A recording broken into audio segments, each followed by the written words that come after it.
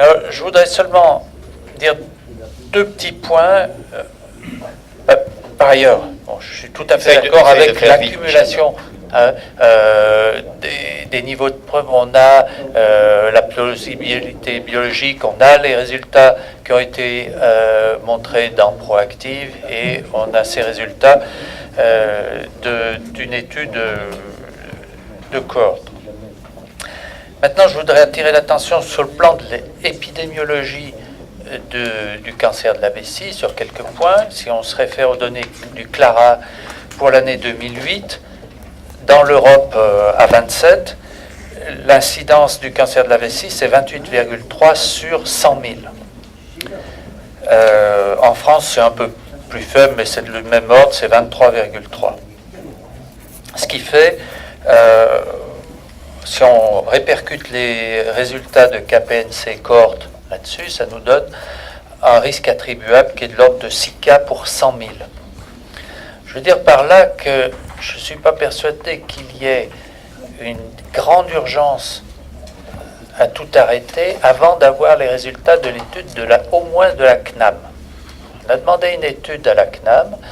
La CNAM a pris ses dispositions, elle a demandé à la CNIL, on est dans les sigles, l'autorisation de remonter plus loin dans l'échantillon du SNIRAM, de façon à avoir une durée d'exposition aux produits qui soit allongée.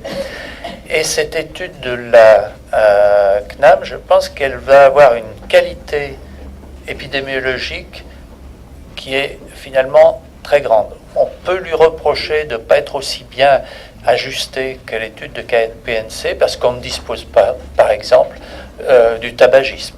Dans l'étude de la CNAM, encore qu'il y a quelques proxys qui vont être utilisés, et qu'on ne dispose pas d'un certain nombre de facteurs d'ajustement. Mais si on regarde les résultats de KPNC, les résultats ajustés complètement sur tous les facteurs présents étaient identiques à ceux que l'on obtenait en ajustant sur l'âge, le sexe et les autres traitements antidiabétiques.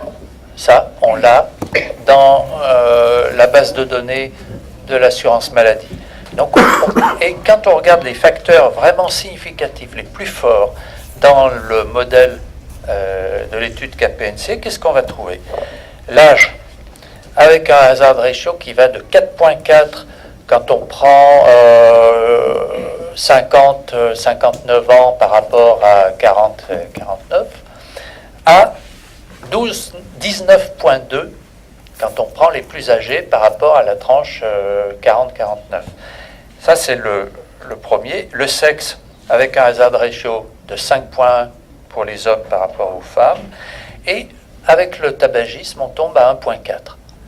Je veux dire par là que, véritablement, on va avoir dans assez peu de temps les résultats d'une étude française beaucoup plus puissante que celle de KPNC, considérablement puissante, plus puissante parce qu'elle va être fondée sur les données du SNIRAM, on va récupérer tous les diabétiques qui sont, pendant la période considérée, qui ont eu un remboursement de soins. Donc, on va avoir énormément de données à ce moment-là. Je ne pense pas que... Je suis d'accord sur le fait que la pioglitazone pose de gros problèmes. Par ailleurs, je voulais terminer en disant que vas-y vite, Michel. C'est beaucoup plus compliqué que ce qu'on peut dire sur le plan du risque cardiovasculaire. L'ensemble des antidiabétiques et risques cardiovasculaires, on a une preuve de pas très bonne qualité pour un seul, la metformine, une diminution.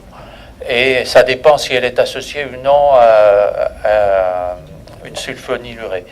Si on regarde la méta-analyse de la pioglitazone, avec 11 152 sujets, 19 études, on a quand même, incluant l'étude proactive, un hazard ratio à 0,83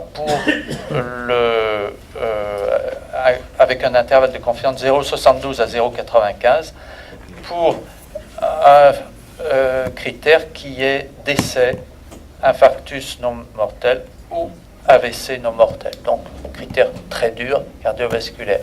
Donc, dire qu'on est sûr que la pioglitazone n'apporte pas de bénéfice d'un point de vue cardiovasculaire chez le diabétique, je crois que c'est aller un peu vite et qu'on a un doute en sa faveur sur ce plan-là. C'est pour ça que je pense qu'il faut vraiment réfléchir